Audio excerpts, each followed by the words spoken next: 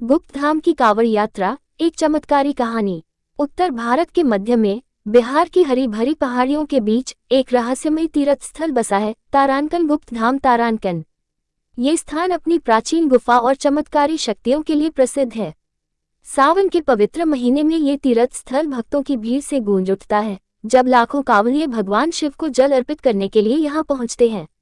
गुप्त धाम का मंदिर, जो एक गहरी और प्राचीन गुफा के भीतर स्थित है, ऐसा माना जाता है कि यहाँ स्वयं महादेव अपने भक्तों के सामने प्रकट होते हैं। ये कहानी उसी गुप्त धाम की है, जहाँ सावन के तीसरे सोमवार को एक ऐसी घटना घटी जिसने न केवल कांवड़ियों को बल्कि पूरे देश को आश्चर्यचकित कर दिया।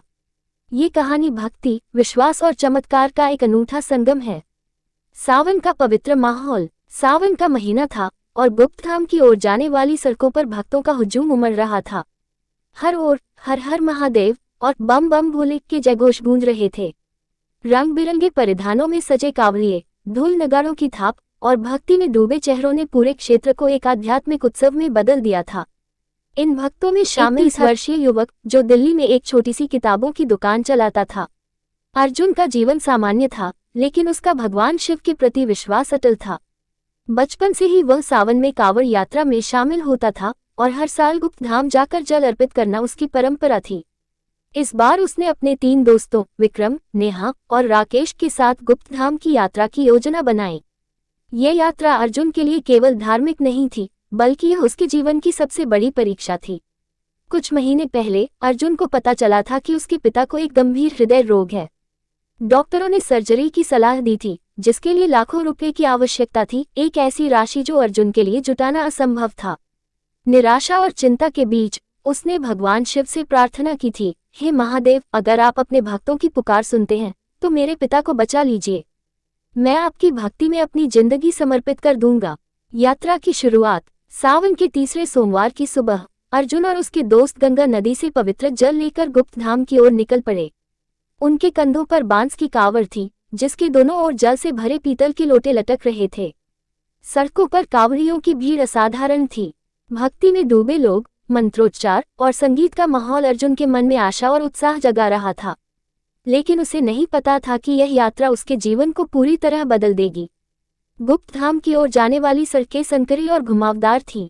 जैसे जैसे मंदिर नजदीक आ रहा था, भीड़ और घनी होती जा रही थी। दोपहर का समय था और सूरज अपनी तपिश से सभी को परेशान कर रहा था। फिर भी कांवड़ियों का जोश कम नहीं हुआ था। अर्जुन और उसके दोस्त एक दूसरे का हौसला बढ़ाते हुए आगे बढ़ रहे थे। एक अनियंत्रित हादसा। तभी एक संकरी घाटी में, जहां सड़क एक गहरे नाले के किनारे से गुजरती थी, भीड़ अनियंत्रित हो गई। लाखों लोग एक साथ मंदिर की ओर बढ़ रहे थे और अचानक किसी ने धक्का मुक्की शुरू कर दी। ये छोटी सी घटना पलक झपकते ही एक बड़े हादसे में बदल गई। लोग एक दूसरे पर गिरने लगे और नाले के किनारे की कमजोर रेलिंग टूट गई। अर्जुन और उसके दोस्त इस भीड़ में फंस गए। नेहा, जो सबसे पीछे थी, अचानक फिसल गई और नाले की ओर गिरने लगी।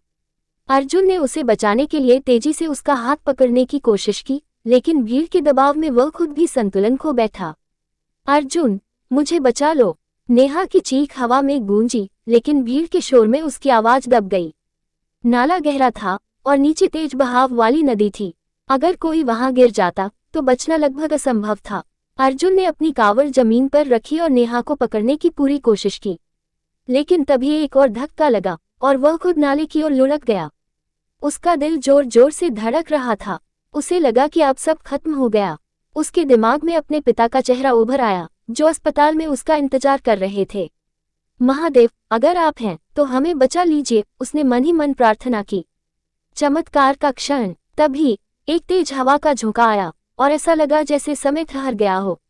भीड़ का शोर धीमा पड़ गया और एक अजीब सा सन्नाटा छा गया। अर्जुन को लगा कि कोई उसका और नेहा का हाथ पकड़ रहा है।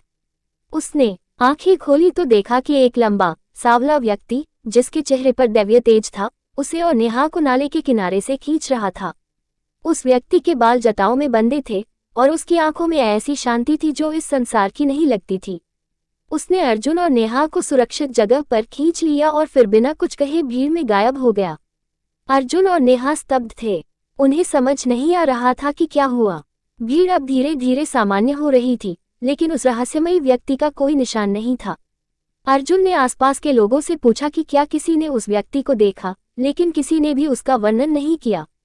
कुछ लोगों ने कहा कि उन्होंने एक तेज रोशनी देखी थी, लेकिन कोई भी उस व्यक्ति को स्पष्ट रूप से नहीं देख पाया। तभी विक्रम ने चिल्लाकर कहा, अर्जुन अपनी कावड़ देखो। अर्जुन ने अपनी कावड़ की ओर देखा। वह जमीन पर पड़ी थी, लेकिन आश्चर्यजनक रूप से उसका जल एक बूंद भी नहीं गिरा था। लोटे बिल्कुल वैसी ही स्थिति में थे जैसे उसने रखे थे। यह असंभव था क्योंकि धक्का मुक्की में कावड़ कई बार उछली थी। नेहा ने कांपते स्वर में कहा, अर्जुन यह कोई साधारण बात नहीं है। वह व्यक्ति शायद स्वयं महादेव थे। गुप्त धाम में शांति। अर्जुन और उसके दोस्त किसी तरह मंदिर तक पहुंचे। गुप्त धाम की गुफा में प्रवेश करते ही उन्हें एक अनोखी शांति का अनुभव हुआ।